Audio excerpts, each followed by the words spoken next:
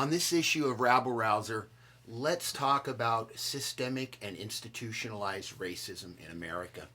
I've got a copy of Ebony magazine from 1969 with the great Shirley Chisholm, our first black woman elected to Congress, on the cover. And there's a letter to the editor in here that I'd like to share with everyone. Disagree with the general. This is 1969, everybody. I am a black 19-year-old Marine in Vietnam. I am writing in response to a letter from Marine Corps General, which appeared in Ebony in November of 1968.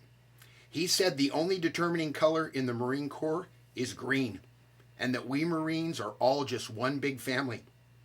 This letter is to let you know of the falsehood in that statement. I am not allowed to forget my blackness at any time in my official dealings. In promotions, my blackness makes me last. In disciplinary action, my blackness draws the severest punishment. This is not just to me, but every brother in my battalion. Each one has either had or is awaiting official action on some trumped-up charge. Green my ass. Lieutenant Corporal Michael E. Wilson from San Francisco. And I comment on this because there was just an article in the New York Times talking about the senior commanders in the Marine Corps and how out of 42 senior commanders in the military, 2 are black and 1 is an Asian American.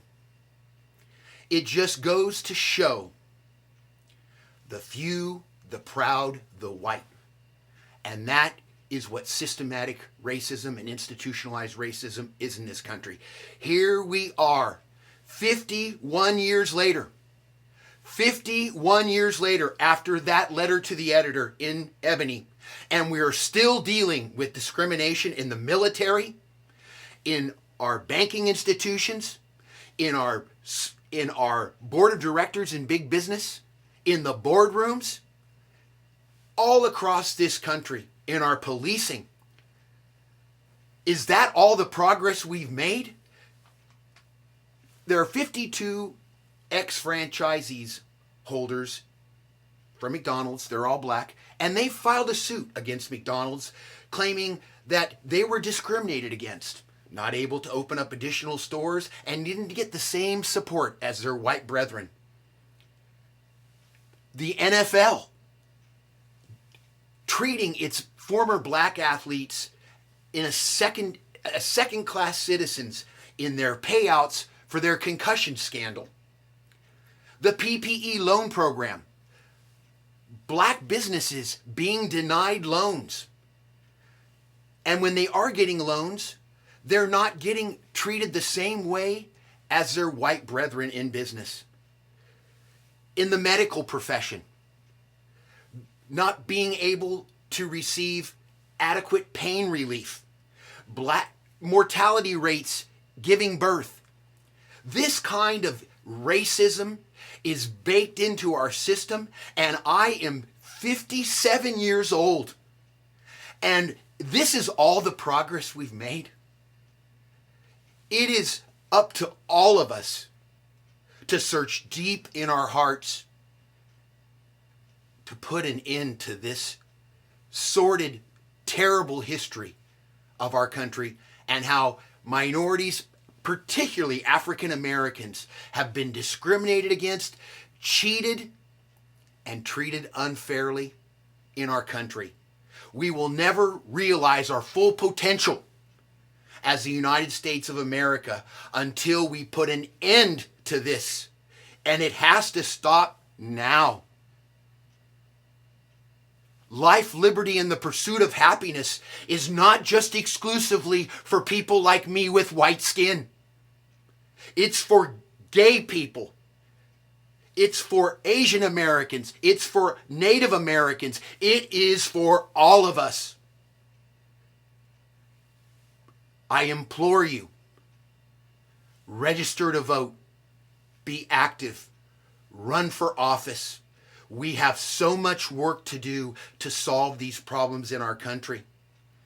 I have witnessed with my own two eyes numerous times of police officers harassing black people for doing nothing but being black, driving their cars.